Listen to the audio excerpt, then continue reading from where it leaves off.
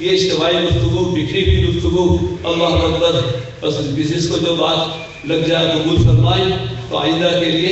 کام ہو جائے گا، ورنہ یہاں آئیں گے مر جائیں گے، یہ زندگی بھی مردہ، وہ بھی مردہ مردہ۔ میں ایک بات بتاؤں آپ کو راز کی، کہ بڑے دھیانی گیانی ہندو بھی ہوتے ہیں، یہودی بھی ہوتے ہیں، بڑے بڑے راہب بھی گزرے ہیں، اور فقیر ہوتے ہیں، مختلف مذاہب میں فقیر ہوتے ہیں، بھوکے پیاسے رہ کے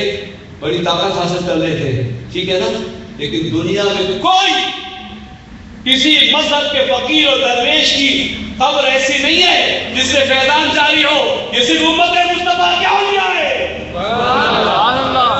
معمولی بات نہیں ہے۔ بابا صاحب میں جاتے ہو، دادا صاحب میں جاتے ہو، اللہ اکبر اللہ اکبر، ہندوؤں کی طرح قبروں پہ جاتے ہیں، کس کی تو قبر ہے، کسی قبر میں پھول چڑھتی ہے، اور کتنا بڑا چیلنج ہے، لاکھوں نبیوں کی امت کے اولیاء کو ہمارا سلام ہو، اور وہ ان فقیروں اور درویشوں جنہوں نے محنت کر کے دنیا میں کچھ حاصل کرنا چاہا بھی، اللہ اکبر، اور حاصل ہو بھی گیا، اور ہمارے اولیاء اللہ نے کسی فوزوں کو ہدایت دے دی، اللہ اکبر، اور راہ راست پہ آ گئے، اور کوئی آگے آ کے رہ گئے، اللہ اکبر۔ لیکن دنیا میں کسی بھی فقیر، درویش، راہب، بڑی محنت کرنے والے مرنے کے بعد مٹی، اور امت مصطفیٰ کا عام مومن بھی ذکر فکر کے ساتھ جائے وہ قبر میں زندہ ہوتا ہے۔ کس محفل سے جا رہے ہو؟ یہ جملے سننے کو نہیں ملیں گے، بدبخت بدعقیدہ کو جواب کیسے دو گے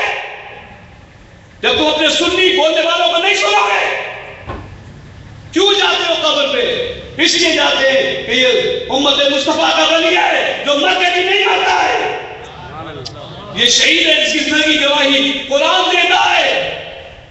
اللہ اکبر۔ پیر و مرشد کامل آرا سیدی حمزہ